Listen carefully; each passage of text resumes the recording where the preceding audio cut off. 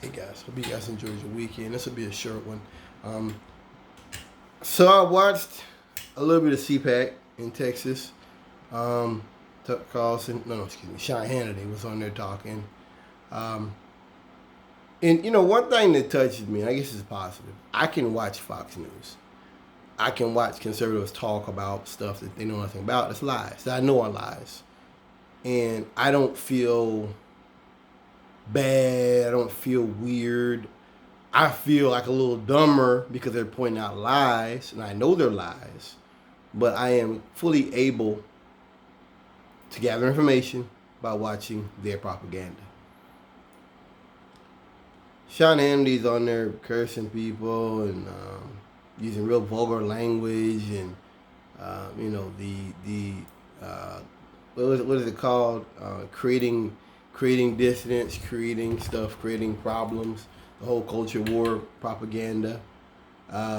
He finally gets to a point, I think 17 minutes or 17 seconds, around that area, where he finally says that he talks about Biden destroying the economy. He talks about the climate change people, but he doesn't call them that. And so much of what they say at these rallies and meetings, I can't really understand what they're talking about because they're engaged. It's crazy to me that when I was a kid, let me say this a little further. I was always told like black people getting into power would like dumb stuff down, people become more ignorant and stuff like that. And watching Fox News, that's exactly what they are. Like they are dumbed down. They're talking to like the lowest white trash there is, and that's every time I watch these rallies and Trump talking, like that's what he's doing. He's doing the same thing I heard white men talk about back in the day. The very same thing. The vulgarity, disrespect people. I've come to the belief now, when we talk about wokeism, what they're really talking about is accountability. That's what woke means. Woke means accountability. That's all it means. Because America's always been wokeism. America's always been a sort of a cancel culture society. Going back to Hoover, going back to Edgar Hoover, going after black liberation people and getting people put out the country. Red Scare with McCarthy.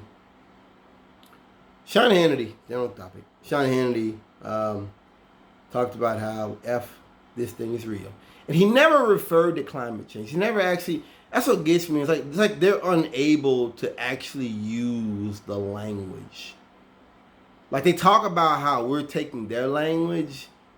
Like it's almost like they're acknowledging that they're being pushed out of like society as far as like what people accept or whatever. And they're kind of like, fuck it. I'm just going to be as vulgar as I want to be now. There's no future. Like it's almost like they get off on just being as vulgar as possible. There's no future in that. There's no future in that for a political party. He says that if this thing is real, then we'll just have a party. The world's gonna end in 8 years. He says first it won't. The world ends in 8 years, then we'll just have a big party, and then we'll all go home to see Jesus, or at least half of us will.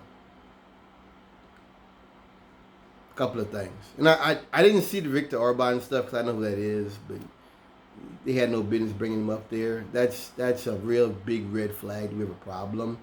But it's really embarrassing for them to do that because they're no longer able to say, hey, we're not violent. We just believe this stuff. Well, you're bringing on people who have a clear vested interest in violence and hate. It's like me bringing a murderer to a family reunion. Yeah, I ain't killed nobody, but he has. And I'm bringing a person that has blood on his hands to people I care about. It's shocking to see Sean Hannity say this, to say the quiet part out loud, because one thing you've been noticing over the last couple of years is Republicans more and more referring to climate change.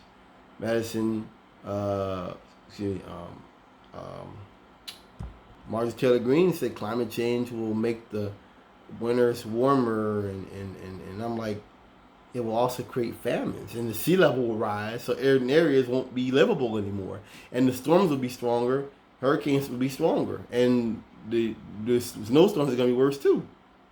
It just surprised me that she could even put forward such a dumbed down assessment of a real emergency. You know, and you saw Louis Gohmert talking about moving the Earth's axis to deal with climate change. So they're referring to it because the proof is too great to ignore anymore. But my thing about Sean Hannity is, and I can't tell if he meant that seriously or if it's just, you know, nonsense, half a thought uttering from his mouth. If we found out we had 5 years left on Earth, or 8 years left on Earth, and that climate change is worse than we thought, there would be no party. Sean, if climate change is what I'm hearing within the next 8 years, I don't believe it'll be that quick, but if it's true, then we're going to have major famines. They're talking about microbes being in the icebergs that are hundreds of years old, thousands of years old, that could create more pandemics. You're going to have heat waves year round. There will be no parties. A whole bunch of a whole big part of people who work outside for work and things like that, they're going to be out of work. Or it's going to be hard for them to do their jobs. The world will change. And I believe at that moment, Republican Party people will really have a lot of hate for them. You think George Floyd was bad? You ain't seen nothing yet. Because George Floyd was about an issue. Climate change is talking about all our lives are lost. And maybe that's what they want. Maybe that's the right one. Maybe that's what they want. They want us to go out here and act crazy and get shot by the police. I get it. Maybe that's what you want. Maybe you want me to die. You want everybody that's talking on the left to just die. I get it. Be put in prison. But, you know, I'm listening to him talking. I'm just thinking, this is really privilege talking.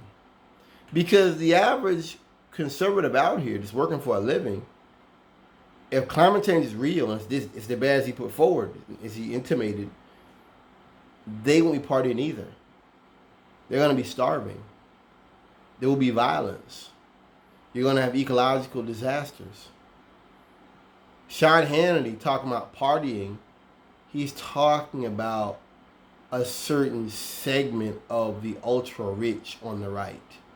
See, it's just like when Trump caught COVID and took all the different vaccines and stuff, and then he took the mask off. I made the point that, okay, fine, but these rednecks should know you're not Trump.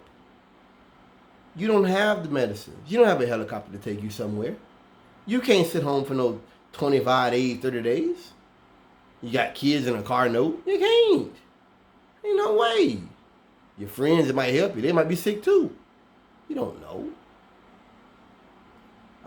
When Joe Rogan got sick with COVID and was talking about all three took, I just got it in my mind that it showed me that the logic of the right is not logical for working people.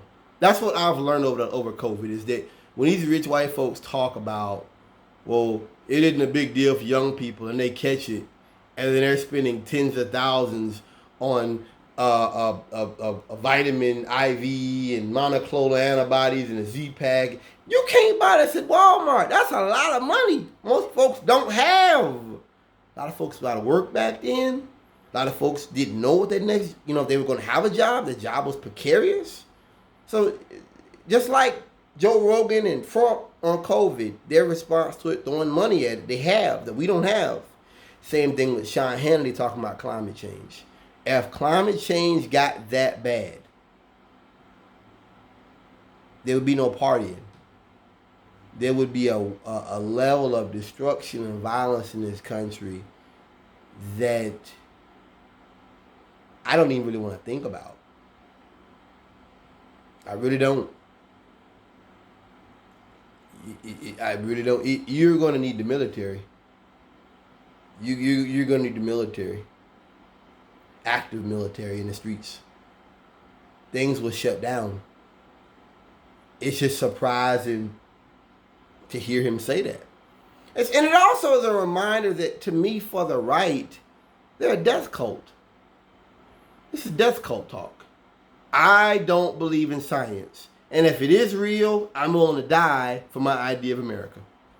I am willing to die. I'm willing to kill everybody I know and love. I'm willing to kill you and everybody you love to preserve my idea of America. I'm willing to die for it. Right or wrong. And I always believed it. But Sean Hannity today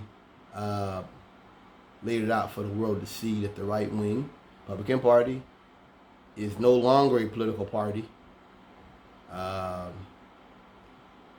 It is de facto a death cult. It's a death cult that's operating on a dangerous ideology, one in which that has no tomorrow. Think about whether it be Sean Hannity talking about, we'll just have a party and we'll all go to Jesus, or half of us will go to Jesus. Think about Louis Gohmert talking about moving the earth on its axis. These few white men are speaking for the entire globe. They're speaking for billions and billions of people. Think about the arrogance there. This is a reminder, as I said before, this is a reminder. America's not a force for good. We're not. If this don't show you that, I don't know what will. That these people are willing to die. I don't think, if Bernie had been elected, or if Bernie had been like Secretary of Labor or something like that, I don't think that he could have changed a lot. I think that Bernie could have put the old man to bed, whereas what these guys are talking about is taking an old man, America, with outdated industries and running them, even though we know a lot of that stuff is not even really, it's not feasible. The coal and all that stuff. That's the world's moving away from that. I think Bernie would have at least maybe respectfully toned things down, respectfully moved us into a different direction, and Trump inspired this level of doomism, this death cult, to basically put their foot down the gas pedal and run into the brick wall. Sean Hannity, seeing things like this is really terrifying. Leave it at that.